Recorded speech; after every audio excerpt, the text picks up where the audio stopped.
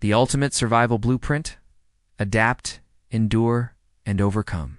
Survival is not a matter of chance. It is a matter of preparation, adaptability, and clear thinking under pressure. In a world where stability can vanish overnight, those who endure are not the strongest or the most ruthless, but the most resourceful and willing to learn. This guide is crafted for real people facing real threats, offering practical and flexible strategies for every environment and circumstance. Whether you are alone or leading a group, these chapters will equip you to protect, provide, and persevere. The aim is not just to survive, but to do so with purpose, dignity, and hope. Chapter 1: Water and Adaptable Survival. Water is the first and most critical resource in any crisis. The human body can survive weeks without food, but only 3 days without water. And dehydration quickly leads to confusion, weakness, and death. In urban areas, fill bathtubs and containers at the first sign of trouble and scavenge water heaters or rooftop rain. Rural survivors can use wells, streams, and ponds, but all sources should be considered contaminated until tested or purified. Boiling is the gold standard for purification, but filters, bleach at 2 drops per liter. Iodine, or even solar disinfection using clear bottles, are effective alternatives. Store water in multiple hidden containers to prevent theft or loss. And always have a portable filter and purification tablets for bug-out scenarios. Assign water duties in groups, rotate purification tasks, and teach everyone, including children, how to recognize dehydration and purify water. If water is scarce, prioritize drinking, then cooking, then hygiene, and recycle gray water for cleaning. In all cases, never rely on a single source or method. Practice water collection and purification before you need it, and empower others by running drills and sharing low-tech solutions. Water discipline and adaptability are the difference between survival and disaster. Chapter 2: Food and Flexible Nutrition. Food sustains both body and morale, but in a crisis, calories become currency. Urban survivors should scavenge canned goods, dry foods, and even pet food, while rural dwellers can hunt, fish, trap, and garden. Lightweight, high-calorie foods are best for solo survival, while groups benefit from pooled resources and shared cooking or foraging duties. Growing sprouts on windowsills provides quick nutrition, and learning to identify local wild edibles is essential. Rationing is non-negotiable, so set strict portions and rotate duties to prevent burnout. If food is running low, cut portions, add wild foods, and preserve any surplus by drying, canning, or fermenting. Dumpster diving, bartering, or trading skills for food are valid lower source strategies. While those with means should invest in deep pantries, freeze-dried foods, and greenhouses. Teach everyone basic cooking, food safety, and foraging, and encourage group meals to boost morale. Rotate stock to prevent spoilage and hide some food as a last resort against theft or desperation. In all cases, adapt to changing supplies and never waste calories. Food is not just fuel, it is hope, comfort, and a reason to keep going. Chapter 3: Shelter and Scalable Safety. Shelter is your barrier against the elements and unwanted attention.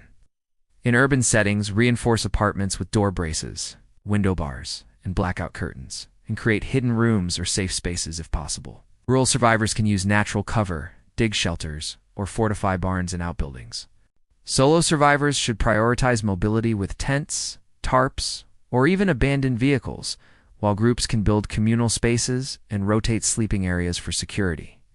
Insulation is vital, so use cardboard, plastic, or scavenged materials to stay warm or cool. Assign cleaning and maintenance duties, and regularly inspect for leaks, pests, or structural weaknesses.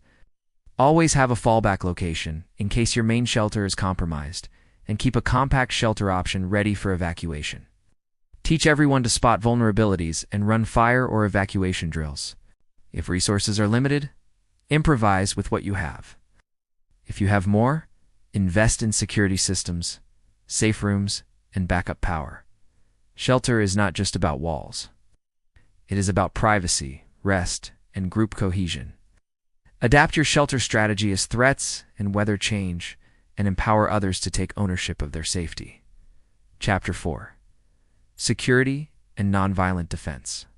Security is about deterrence, not confrontation. In urban areas, use door braces, window bars, and noise traps to deter intruders and blend in to avoid looking like a target. Rural survivors should set up perimeter alarms, use dogs, and clear sight lines for early warning. Solo survivors must stay mobile, avoid routines, and keep a low profile, while groups can rotate watches, use code words, and establish rally points. Improvised barriers such as furniture or cans on strings are effective for low-resource defense, while those with means can install cameras, motion sensors, and reinforced doors. If threats increase, tighten routines and reduce visible activity. If things calm down, relax, but never drop all defenses. Teach situational awareness, practice what-if scenarios, and share nonviolent de-escalation techniques. Never advertise supplies or let strangers in, and always have a plan for when, not if, someone tries to break in. Security is a mindset, so rotate watch, use signals, and prioritize survival over heroics. The best defense is to avoid being noticed at all. Chapter 5. Medical and Practical Health. Medical readiness is often overlooked until it is too late. In crisis, even minor injuries can become deadly without proper care. Urban survivors should scavenge first aid supplies and use clean water and soap for hygiene. While rural survivors can rely on herbal remedies and improvise splints or bandages, solo survivors must know self-treatment, while groups should assign a medic, keep a medical log, and rotate hygiene duties. Boiled cloth can serve as bandages, and salt water is effective for cleaning wounds if supplies run low. Stockpile antibiotics, painkillers, and hygiene products if possible, but also learn to improvise with local plants and materials. Treat every wound as serious, isolate the sick, and maintain strict hygiene to prevent outbreaks. Teach everyone basic first aid, run practice scenarios, and share knowledge of local medicinal plants. If supplies dwindle, ration, and improvise, but never ignore hygiene. Prevention is always better than cure, and empowering others with medical knowledge can save lives when professional help is unavailable. Chapter 6. Power and Energy for All. Power is a force multiplier, but in crisis, it is a luxury. Use it only for essentials, such as light, communication, and medical needs. Urban survivors can use solar chargers, hand-crank radios, and scavenged batteries, and while rural survivors might set up solar panels, wind turbines, or even micro-hydro systems. Solo survivors should prioritize headlamps, radios, and phone charging, while groups can assign power rationing, rotate charging, and maintain equipment.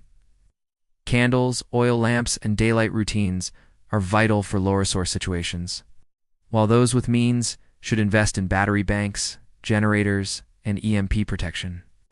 If power fails, switch to manual tools and routines, and if you have surplus, help neighbors or barter. Teach safe use of all power sources, share tips for conserving energy, and run blackout drills to prepare for outages.